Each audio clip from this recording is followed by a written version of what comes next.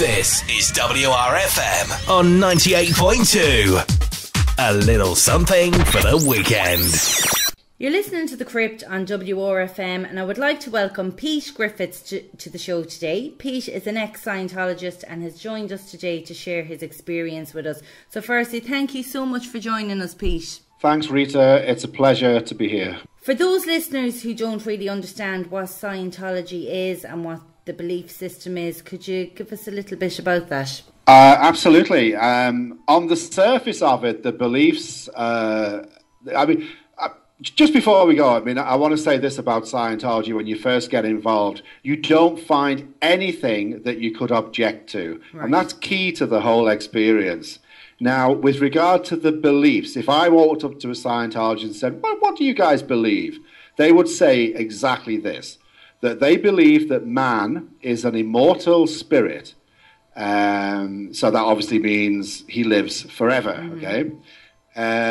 With unlimited potential, which means that you've got all these powers that you're not using. Right. And then they go on to say that through the use of Dianetics and Scientology, and Dianetics was the forerunner of Scientology, through the use of the procedures that they have, you can unleash your full potential. And that was the appeal for me.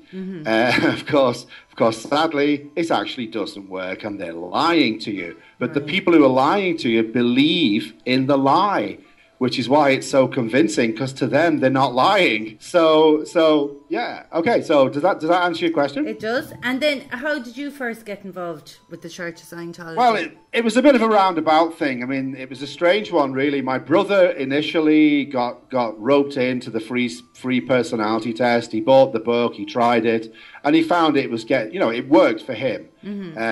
So then he told myself, and my ex-wife was the next one to start doing courses.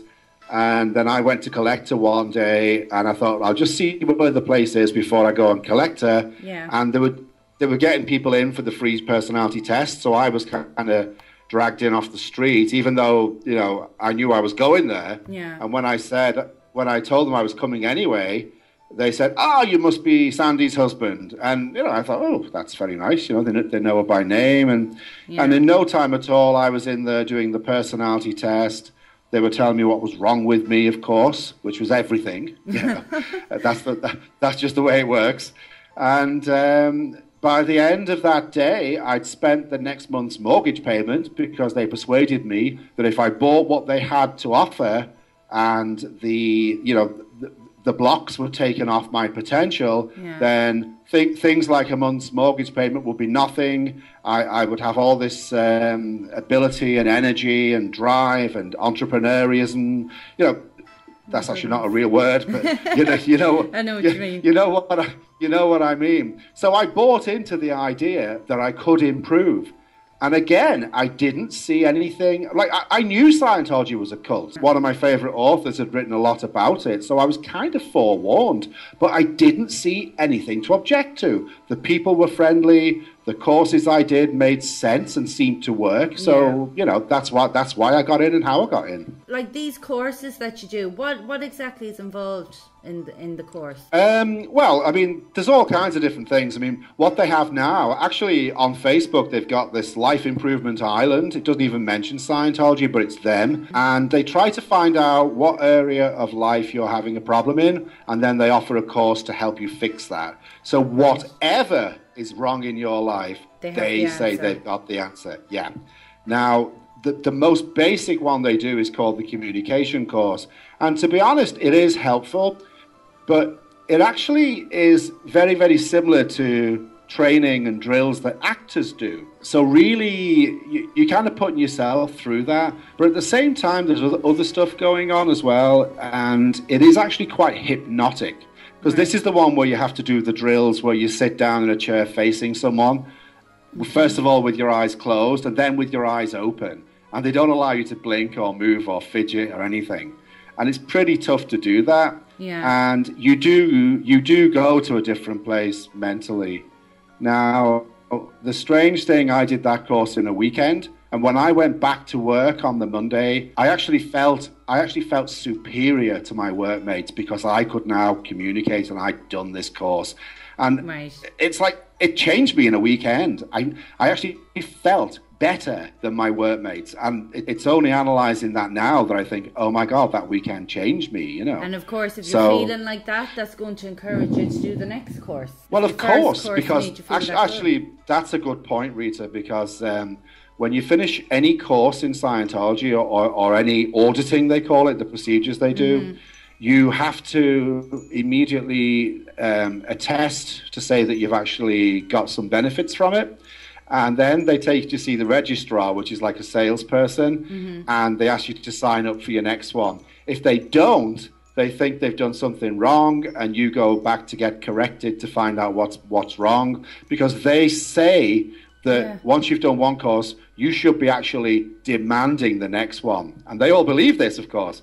So even if it goes wrong, first of all, they look for reasons why. And if they can't find them, eventually, after a period of time, they will blame you. So the reason it didn't work, it's your fault. So that's what they do. It's very, very subtle and clever the way they do that, and the way they get you to believe that it's your fault. And when they're auditing, sorry now for interrupting you. Go ahead. When they're auditing you, right, I believe you sit down and you basically tell them your deepest, darkest secrets, and they record all of this. Absolutely, yeah, that's part of it. The auditor's got a pen in his hand, yep. Would they ever use that against you then down the line? They will absolutely use that against you. Now, of course, they say they don't, and they insist. I mean, I actually remember when we got an instruction around to write on every single folder, priest, penitent, privilege, file, confidential. And we had to take every folder and write that. And that was just a legal requirement. The truth is that anyone's secret folder could be read, like it would depend on the size of the organization. But there's been examples of people in the bigger organizations where that folder could be read by 60 or 70 separate people. So there's no secrets there, basically. Of course, if you are confessing, there's no point unless you come absolutely clean. So they get everything. They get every little thing. You're handing over your whole life to them, really, aren't you? You are. You are indeed. And in some parts of Scientology, before you even get involved, you have to do what's called a life history. And they ask very probing questions. They want to know absolutely everything. There's a lot of emphasis on sexual things as well, which they seem to... Well, that's obviously good blackmail material, so that's why they go for that. I believe because the Church Scientology is recognised as a religion, they don't pay taxes. In America, they got recognised as a religious organisation by the IRS, which is the Internal Revenue Service. What they know about what's a religion and what isn't a religion, I have no idea, because they're a tax collecting agency. But they use this, and they've used that to put pressure on other governments to recognise them. They're not recognised as a religion in Ireland. They're recognised as a business. They're not recognised as a charity in the UK, which they tried to get when they knew they couldn't get religion. They're only recognised in the USA and a handful of other countries. And some countries it's actually banned. So. Oh, is it? Oh, yeah. Greece banned it. For good reason, and they're actually still operating there, but they don't use the name Dianetics or Scientology. Russia has banned all the books, deeming them to be subversive. And if you read them, they are pretty subversive. I've also watched videos on YouTube of families who had joined the church and kids growing up within the church because their parents were Scientologists, and then if that child decides to leave the church, they're no longer allowed to have any contact with the family members at all. Why is that? Absolutely, What's the reasoning behind that? It's crazy reasoning, obviously, but it's a policy they've got called Disconnection, which they say does not exist. They keep denying this and denying it, but of course, more and more people are coming out and saying, wait a minute, it does happen. Now, it's a little complicated, but basically in Scientology, they say that 2.5% of people on Earth are suppressive persons, and that's where all the trouble comes from. Right. Now, if you are connected to a suppressive person, they call you a potential trouble source, or PTS. So if you want to leave Scientology, you're obviously a potential trouble source because you want to leave, and who'd want to leave in their right mind? So they guess that you must be connected to a suppressive person. And suddenly they find out that your mum or your brother or whoever it is critical of Scientology, and they point the finger and say, that's the suppressive person. If you do not disconnect from that suppressive person, your life will be an emotional roller coaster. You'll get ill, you won't succeed, you'll fail. And it goes on like that. And they so thoroughly believe this to be true that they're actually afraid of suppressive persons. That's the facts of it. It could be their own daughter or sister or cousin, and they just... Totally. My own brother considers that I'm a suppressive person, and he said to me that he won't speak to me until I stop criticising the Church of Scientology. Well, the truth is, I mean, I do criticise them, but I only ever speak the truth about them. I don't make stuff up, but... in his world, he sees me as lying about his religion. So that's the big problem we have. And then, of course, L. Ron Hubbard was the founder man of Scientology, and he wrote a book. All these rules, and like this now, suppressive persons and whatnot, did that all come from him, or did Scientology kind of evolve over the years, or was this the rules from day one? That's a very interesting question. It did evolve over a period of time. And even though Hubbard claims to be the author of a lot of the stuff of Scientology, if you do your research, you find out that he stole almost everything, either from people who'd already made these discoveries. Like even the name Scientology was first coined by a German psychologist called Nordholz. I think it was in 1930-something, I forget the exact date, but that book's available online to read. And it's almost exactly what Scientology became. So there was the idea, and there was the word already. Whether he stole it, I don't know, but, you know. And the whole history, I mean, if you care to go over it, you see that he's very lucky in that he writes this book, influenced by Freud, influenced by a lot of other people, and it becomes quite popular, and people start saying, hey, this stuff's great, let's, you know, form groups and do this. And then Hubbard finds that he's riding some sort of a tidal wave of popularity, and the money's rolling in. Unfortunately for him, it didn't take too long before he was bankrupted because he wasn't paying his bills, and he didn't like to pay his bills. And he lost Dianetics. It was taken from him when he was declared bankrupt. So he needed to come up with something else. So he sat down and he developed Scientology. That's simplifying things a little bit. It's a bit more complicated than that. There was a good movie made actually this year called The Master by, what's his name? Can't remember. It starred Joaquin Phoenix and Philip Seymour Hoffman. And that movie talks about the early days of Dianetics.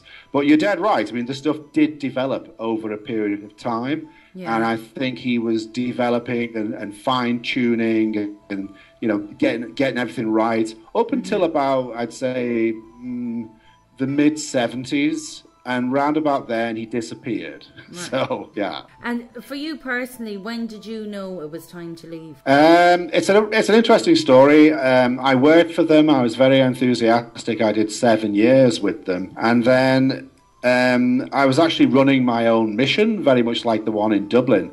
And I'd organised an event in liaison with Manchester organisation. And all these people came to where I'd organised the event, and we all sat down to a nice dinner. And I did things, I was very naive. I did things wrong. I hadn't taken any money off people beforehand.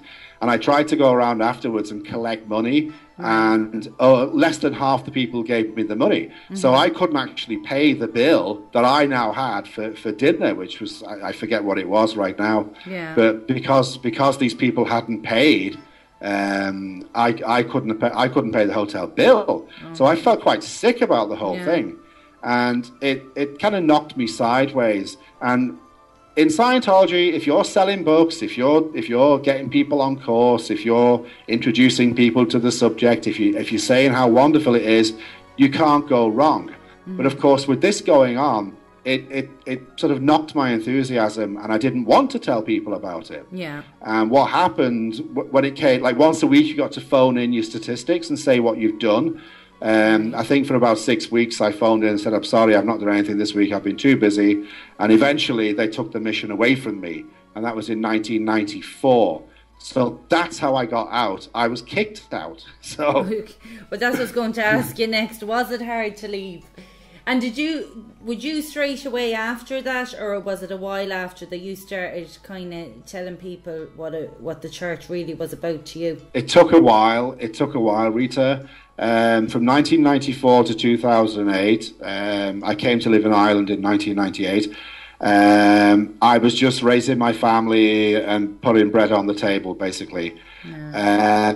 Then in 2008, I became aware of this like internet thing going on where these group of people were going to protest about Scientology. Mm-hmm. And of course I'd heard it all before, you know. I knew what the enemy said, and I knew what these terrible authors had written.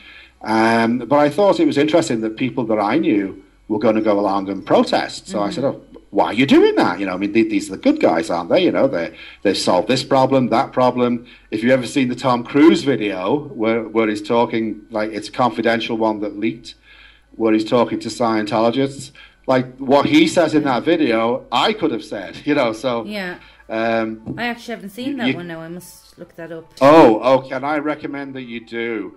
I can recommend, if anybody wants to get a picture of what's really going on with Tom Cruise, then watch that video. It was made for only Scientologists, and when they found out that it was being shared online, on the internet, they went ballistic. And why do you think Tom Cruise is so dedicated to this religion? Well, I actually don't know. I'll be totally honest there. I mean, we can only talk. Oh, yeah. I mean, he said a lot of things, but he's actually been quiet recently, since the couch jumping and all the rest of it. He's been fairly quiet, yeah.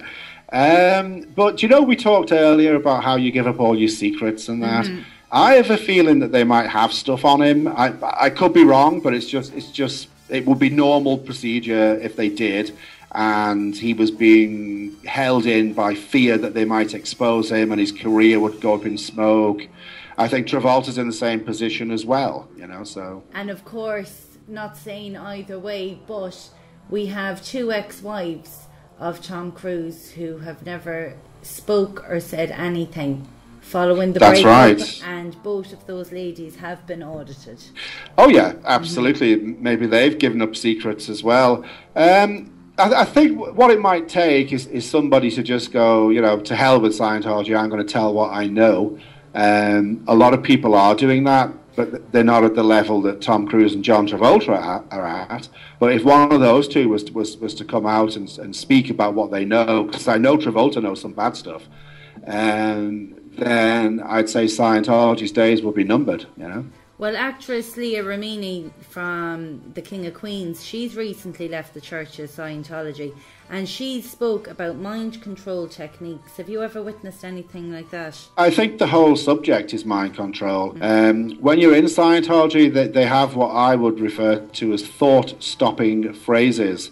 And the idea, you know, the whole purpose behind these phrases is to stop you from thinking and just get you to carry on doing what you're doing. Mm-hmm. One of these things is make it go right. That's what they say. So if you're like here's an example. Like when they were all on a ship, which they did for a while, and this guy took on the job of purchaser, and he went to Portugal. And they said, "You're the purchaser. Go on land and buy the following." And he says, "Yeah, but I don't know Portuguese." Mm-hmm. And they just looked at him and said, "Make it go right," which in one way it's quite good because it gets people to sort of raise their game and take on the challenge, but in other ways it can be used to actually suppress people, to be honest, you know. Well, I'd actually seen a documentary, I don't know the name of the journalist, but he was out to expose Scientology, and they were in the first documentary he'd done, they were following him around trying to stop him.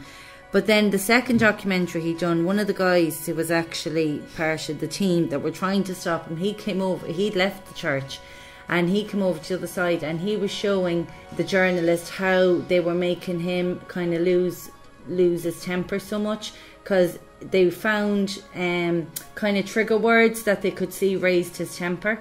And then they'd keep using. That's right. They'd keep using that word. Yep. You're talking about John Sweeney, the Panorama reporter. That was it.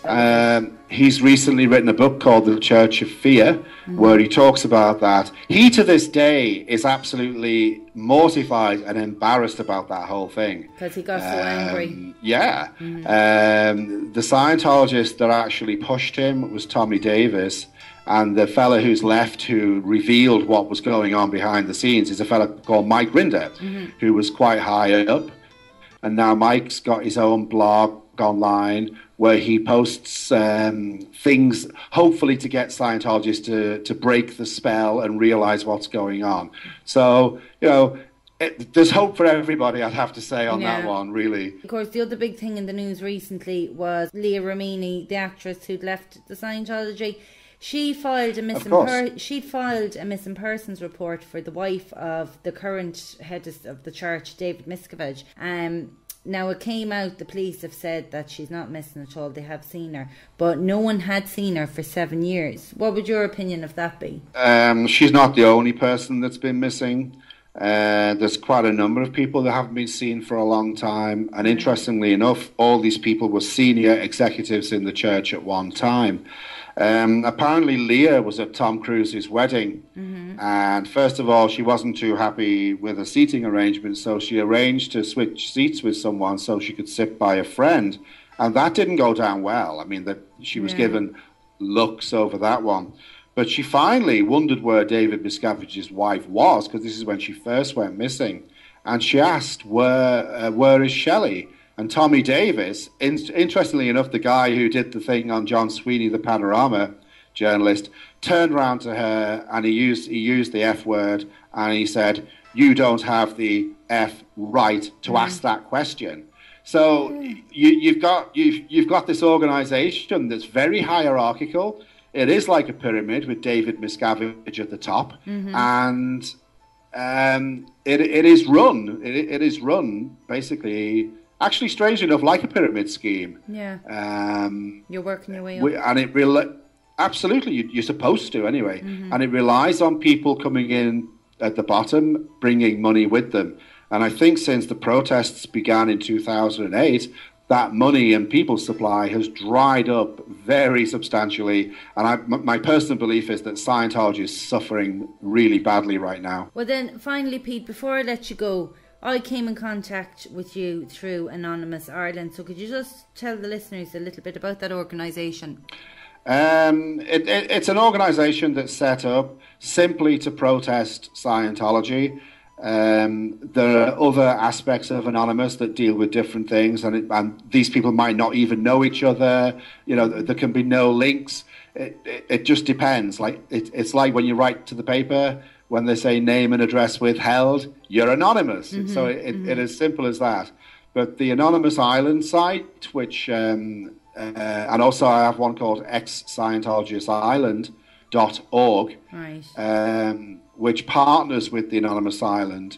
The whole purpose of that is simply to expose the fraud, the abuse, and the lies of Scientology in the hope that nobody else will be damaged by them or be taken in by the stuff that they do, you know, because it's absolutely wrong. I mean, the truth is, I mean, they've an operation down there in Dublin on Middle Abbey Street, and it's actually a criminal enterprise, except that the people doing it don't realise that. So that's the big problem you've got. I mean, it's a marvellous job of setting up a big con and keeping it going, because Hubbard died in 1986 and we're still going on 25 years later, you know, so but yeah, that's what Anonymous Island's all about. And if anyone listening wants more information about that, what's the website address for Anonymous Ireland? Well, if you go to Ex-Scientologist Island, or you can shorten that to xscn.ie, that will take you onto a page where half is devoted to Ex-Scientologist Island and the conferences that we've done and the things that we've set up, and the other half is dedicated to the anonymous people and what they're doing. We're all working towards the same aim, which is to expose Scientology and hopefully to ultimately put an end to this, you know, somehow. Well, Pete, thank you so much for coming on the show today and sharing your experience. And hopefully none of us will go missing now after this interview. Well, Well, hopefully. Thanks so much, Pete. Thank you. You're welcome. You're welcome. This is WRFM on 98.2. A little something for the weekend.